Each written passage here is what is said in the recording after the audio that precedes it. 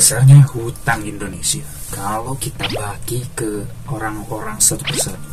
Saat kalian mempunyai anak dan anak itu akan dibebankan 25 juta lebih rupiah untuk menanggung hutang pemerintah sekarang. Kalau kita ngomongin hutang Indonesia yang semakin besar, bahkan 35% lebih dari PDB Indonesia, kita harus bahwa ada hutang yang itu membebani Indonesia dari kemerdekaannya sampai 2003. Saat pemerintahan Megawati, pemerintah baru mampu membayar 2003 dari tahun 1945. Tentang apakah itu? Kalau kita belajar sejarah konvensi meja bundar, di mana pada saat itu Indonesia dan Belanda ingin membereskan konflik tentang kolonialisme dan kemerdekaan bangsa Indonesia. Di saat itu pemerintah Belanda bersedia mengakui Republik Indonesia. Di situ salah satu syaratnya adalah pemerintah Indonesia harus menanggung hutang 4,5 miliar gulden ya, yang dihasilkan oleh pemerintahan Hindia Belanda di bawah pemerintah Belanda.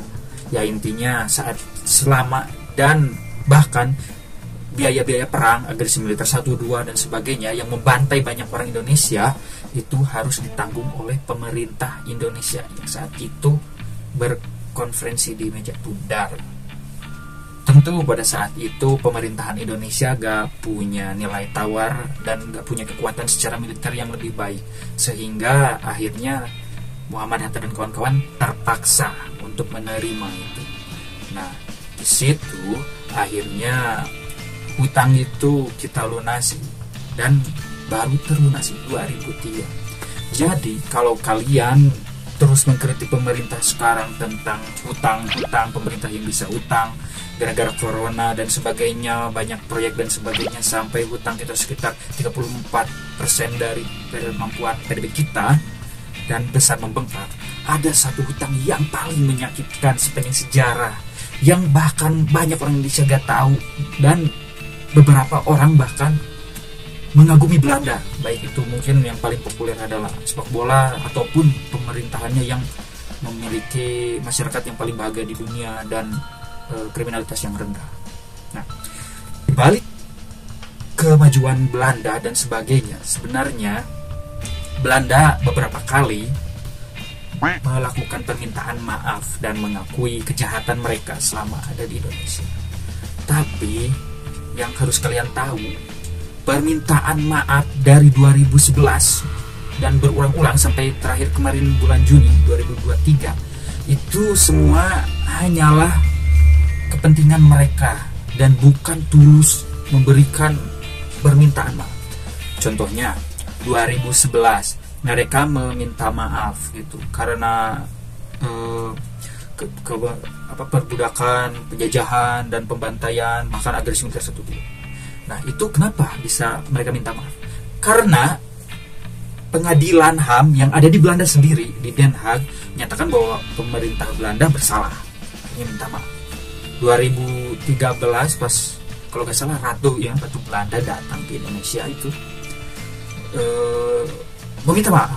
Bukan Ratu ya, tapi itu pengadilan lagi kayaknya atas tragedi pembantaian Westerling. Jadi Westerling ini adalah komandan atau kapten apapun itu ya yang ditugaskan di Indonesia waktu itu untuk mengamankan waktu itu kestabilitasan yang ada di Sulawesi Selatan. Nah, itu operasinya di sana itu mereka menyusuri kampung-kampung dan di sana dicarilah orang yang pemberontak yang dianggap teroris dan sebagainya. Intinya simpatisan negara Republik Indonesia gitu, dan harus yang mereka itu justru harusnya tunduk karena waktu itu Sulawesi Selatan masih termasuk negara boneka Belandanya. Di pembantaian banyak lah, dengan lebay sebenarnya pemerintah dan banyak versi dari Indonesia itu sekitar 40.000 jiwa yang meninggal. Tapi beberapa belakangan gue nemuin beberapa jurnal dan penelitian itu sekitar 4.000, tapi sebenarnya si Westerling-nya ini mengaku cuma 600 orang yang meninggal ya. Nah, dengan kekejaman seperti itu sampai ribuan orang meninggal, pemerintah Belanda ya baru meminta maaf 2013, padahal itu kejadian 48 dulu, waktu sebelum kondisi meja berundar gitu. Kenapa? Gak ada empati gitu. Bahkan itu hampir berapa 5-6 kali kayaknya permintaan maaf itu, bahkan dari wali kotanya dan beberapa negara di beberapa kota di Belanda ada yang minta maaf. Terakhir kemarin Belanda, Perdana Menteri Belanda suatu namanya yang agak ini ya agak kacau, baru sebelum kunjungannya, jadi sebelum kunjungan gitu, jadi meminta maaf sebelum kunjungan ke Indonesia, meminta maaf setelah berkunjung, minta maaf lagi, dan akhirnya mengembalikan beberapa pusaka peninggalan dan sebagainya. Ini, apa kontribusinya gitu untuk meminta maaf itu? Apa berefek gitu? Kalau secara struktural masyarakat kita itu masyarakat yang inferior, mereka merasa masyarakat kelas nomor bawah gitu, nomor 3 di dunia. Bahkan Soekarno sampai bikin Monas, jembatan Semanggi, padahal waktu itu Indonesia inflasi sekitar 600% gitu. Tapi kenapa Soekarno pengen bikin itu, bahkan memaksakan menjadi tuan rumah Asian Games? Karena supaya masyarakat Indonesia tidak merasa rendah karena kita pernah dijajah oleh bangsa lain dan sebagainya. Itu pun tidak mengobati, bahkan menghasilkan nasionalisme yang terkesan berlebihan gitu. Jadi kalau kalian lihat banyak yang teriak-teriak NKRI harga mati dan sebagainya, itu adalah lanjutan dari kebijakan politik mercusuar mungkin, dan akhirnya sampai sekarang gitu. Karena pada dasarnya baik konsep negara, ideologi dan sebagainya itu gak ada yang harga mati, gak ada yang final. Kalau istilah awamnya, kalau ada di Tahir, selama kita di dunia itu pasti bingung. Nanti setelah di akhirat baru kita gak bingung. Nah maksudnya kalau kita tarik ke konsep NKRI harga mati, gak ada harga mati gitu di selama kita berproses sebagai negara. Harus ada yang dirubah, perubahan konstitusi amandemen. Mungkin beberapa hari kemudian atau beberapa tahun kemudian ternyata kita gak cocok dengan demokrasi. Kan Soekarno juga berubah tuh dari demokrasi liberal, demokrasi pimpin, demokrasi apa dan sebagainya, kan itu bakal berubah. Jadi gak ada harga mati. Atau mungkin kita bakal menganut paham dari Muhammad Hatta, Indonesia gak cocok jadi republik, cocok jadi federal gitu sebagainya. Kan itu kita gak tahu di depannya. Yang penting kita bersatu dan lebih baik gitu dan sebagainya. Nah itu kan muncul banyak hal-hal yang akhirnya miskonsepsi tentang nasionalisme. Karena apa? Karena tadi dorongan kita, pejabat kita, untuk kita bisa lepas dari inferioritas karena lama dijajah. Lalu apa kontribusi pemerintah Belanda? Beberapa gue temuin ya komentar dari netizen ataupun dari beberapa temen gue yang dekat, katanya banyak beasiswa dari Belanda dan sebagainya, terus banyak transfer teknologi dan sebagainya. Mana gitu? Kalau emang gitu kita masa pemuda kita banyak yang kuliah di Belanda, keturunan kita banyak juga, contohnya pemuda Ambon yang main di Liga Belanda sepak bola gitu dan sebagainya, banyak. Tapi banyak juga kan pemuda yang main di liga luar, contohnya beberapa atlet timnas gitu, Egy Maulana Fikri main juga di Belgia, ada juga Arhan main di Korea dan sebagainya. Itu bukan jadi alasan beasiswa dan sebagainya. Harusnya kalau memang ada niat baik dari pemerintah Belanda, gak cuma minta maaf, harus bikin dong program gitu. Kan ini sekarang Indonesia itu kekurangan tenaga ahli, sumber daya manusianya rendah, bahkan kekurangan sarjana kalau dibanding jumlah populasinya. Kalah kita sama Malaysia, Filipina, Vietnam sebagainya. Kenapa gak Belanda lihat itu gitu, bahwa kita itu negara yang sarjananya sedikit? Apakah bisa minimal 2, 3, 5% gitu pemerintah Belanda bantu beasiswain orang-orang Indonesia bisa kuliah di Belanda gitu? Ada gak? Atau transfer teknologi. Sekarang Belanda itu banyak gitu menghasilkan teknologi. Ini teknologinya terutama di bidang kesehatan gitu. Terus di bidang kesehatan mental gitu. Contohnya apa? Pemerintah Belanda itu sekarang masuk 10 besar gitu, pemerintah paling bahagia.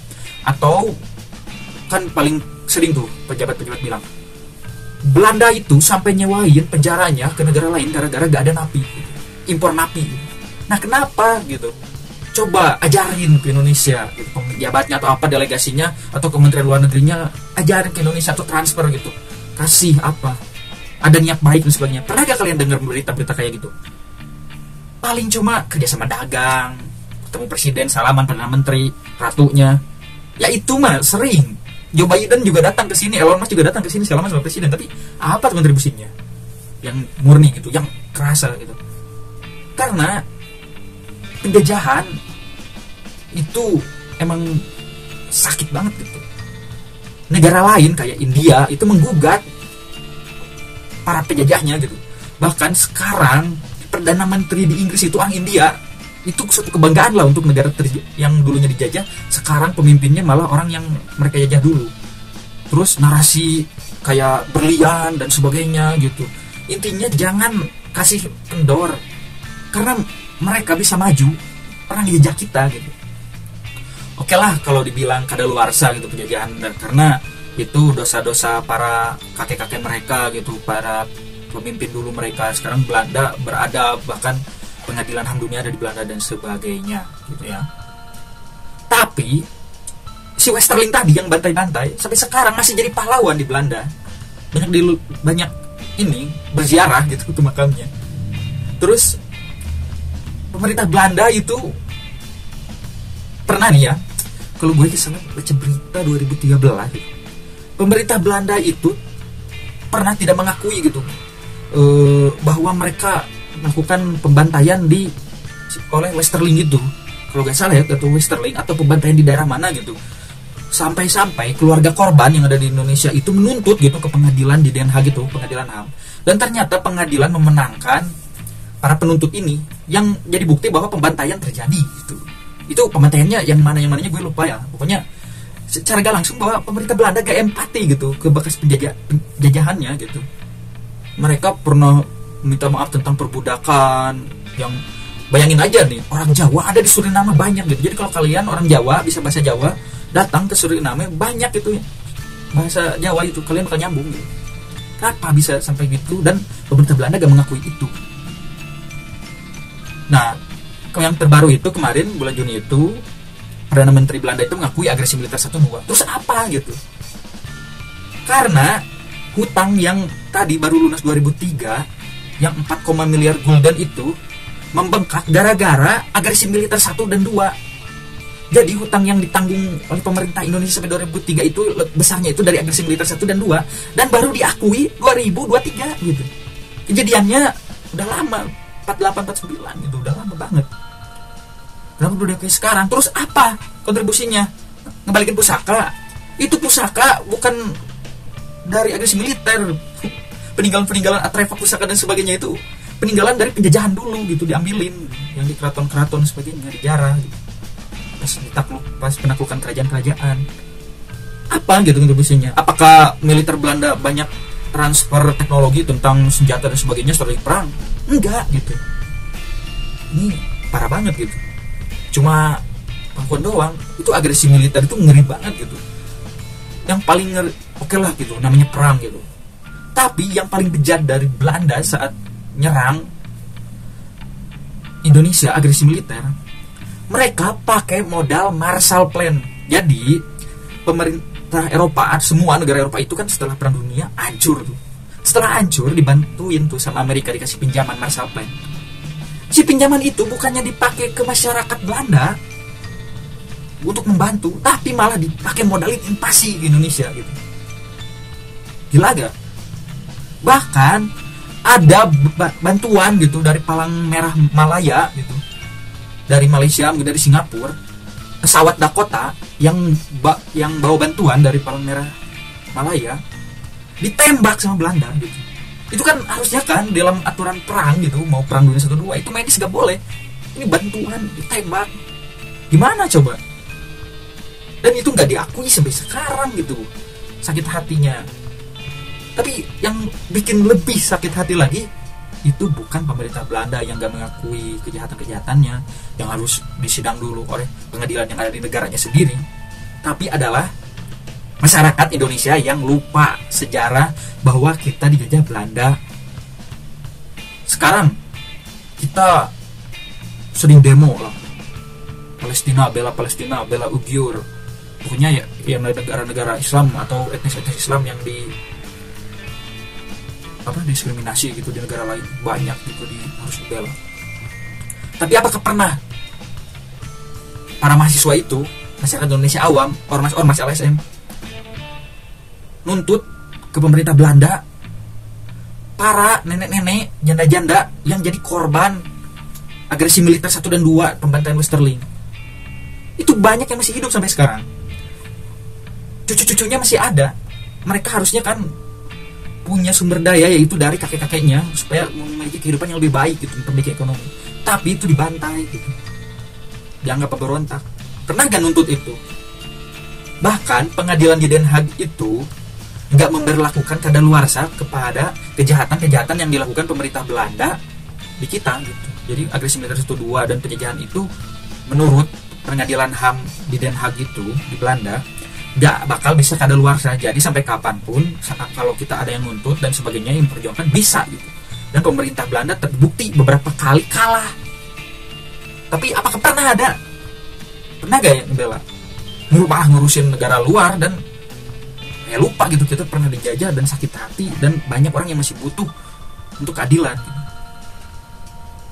Emang Indonesia banyak lupanya gitu. Belum lagi ini kita juga harus menuntut Jepang. Kalau kalian tanya juga pemuda-pemudi di Jepang, gak tahu bahwa Jepang itu pernah jajah Indonesia, pernah ngerugi Indonesia dan sebagainya.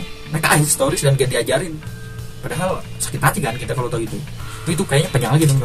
Jadi semua yang udah pantengin sampai akhir, nanti gue bahas lagi mungkin lanjutannya di Jepang ya, jajah kita, dan kita kayak malah banyak yang wibu.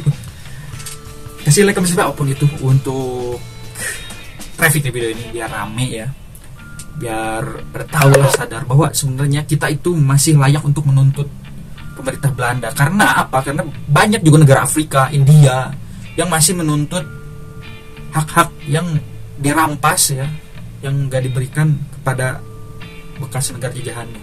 Jadi kita gak mau mengakui bahwa kita pernah dijajah. Buktinya kita gak pernah membela orang yang tertindas. Makanya semua, bye-bye.